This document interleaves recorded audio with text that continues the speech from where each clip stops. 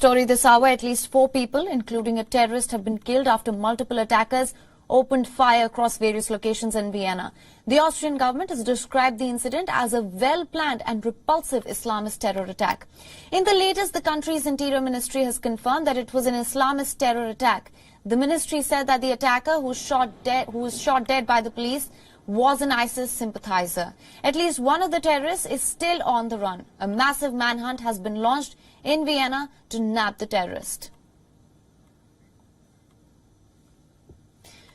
Videos circulating on social media showed a terrorist shooting incessantly. Residents were being warned to stay away from the center of the city as authorities reinforced border checks.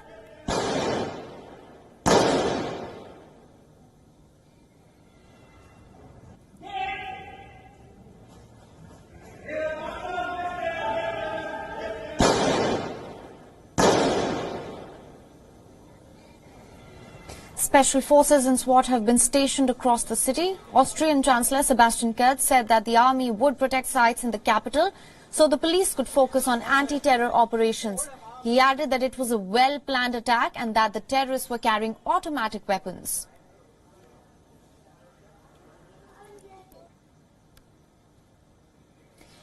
Meanwhile, Kurz also said that the motive behind the attack could be anti-Semitism. This, as all the 6 locations in the attack were near the street housing in the central synagogue.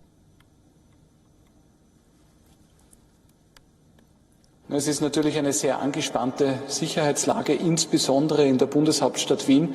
Es ist ein Täter ausgeschaltet worden, aber mehrere Täter anscheinend hier nach wie vor unterwegs. Die sind auch, so wie wir das derzeit verfolgen, sehr gut ausgerüstet. Automatische Waffen, also sehr professionell vorbereitet.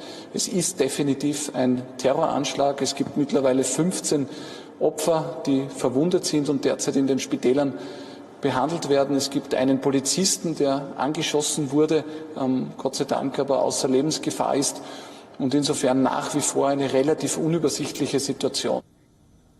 And for more on this now, journalist Zamita Pressel is joining us live from Vienna. Thank you so much for joining us. At least 4 people, including a terrorist, have been killed, as you of course know, after multiple attackers opened fire. Could you begin by telling us about this incident? Well, the shooting last night started around 8 p.m.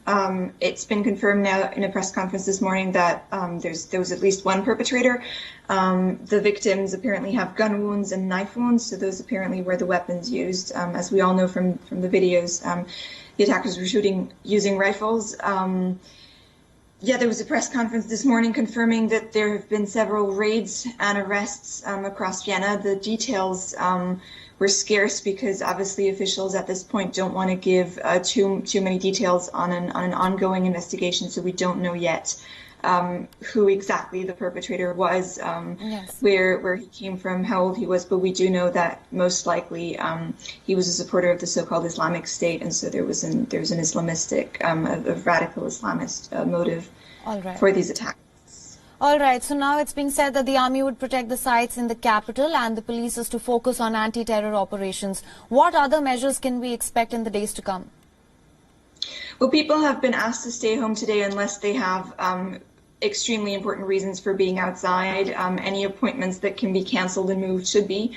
And so I expect the next few days the population will be simply asked to remain home and remain in safety while officials try and figure out this whole situation. There's still a lot that we don't know. Yes. So I assume that's going to be what's going to happen in the next couple of days. All right.